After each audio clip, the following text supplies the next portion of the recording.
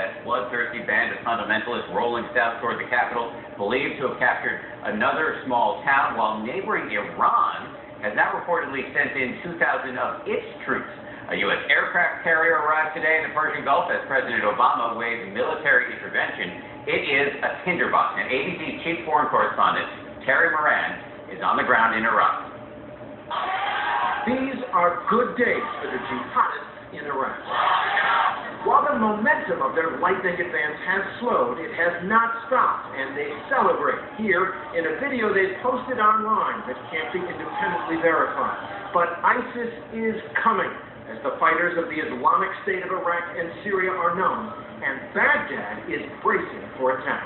Heavy security has been deployed throughout the capital, and another sign of the tense times here, young men taking up arms, keen for battle.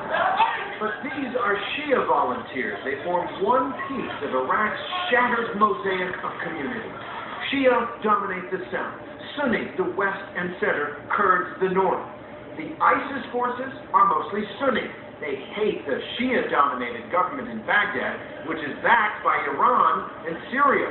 And so the fight against ISIS is becoming a sectarian civil war that could splinter the country and drag the U.S. into a strange cooperation with sworn enemies in Tehran, all to save Iraq.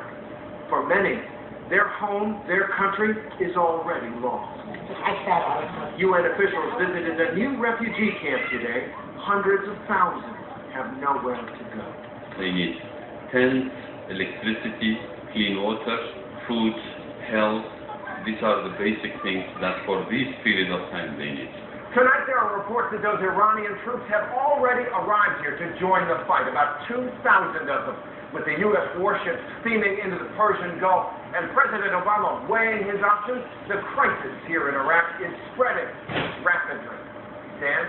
Terry Moran in Iraq tonight. Terry, thank you. After all the money we spent and all the lives we lost in Iraq, this current situation is maddening for so many Americans, but perhaps most of all for the servicemen and women who shed their blood and saw their friends die during the long Iraq War and are now watching their hard-fought gains evaporate. ABC's senior Washington correspondent, Jeff Zeleny, tonight.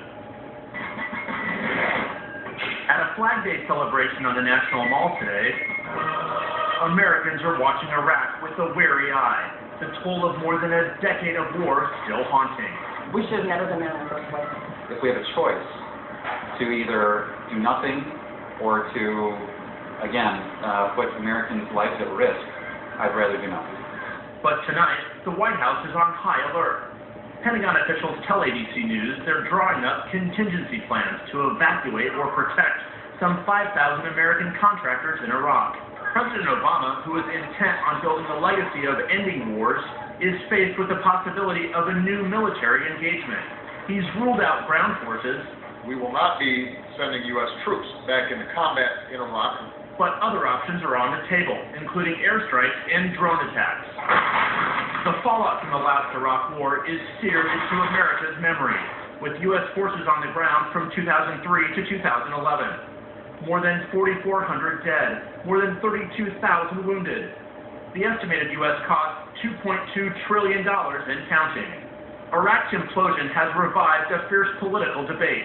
Republicans blame the president. Unfortunately, our worst fears have been realized. The White House is pushing back against those who say the administration hasn't acted quickly enough. One official tells me tonight we're purposely not rushing to war here. Dan? Tough choices for the administration tonight. Jeff Zeleny, thank you. And there is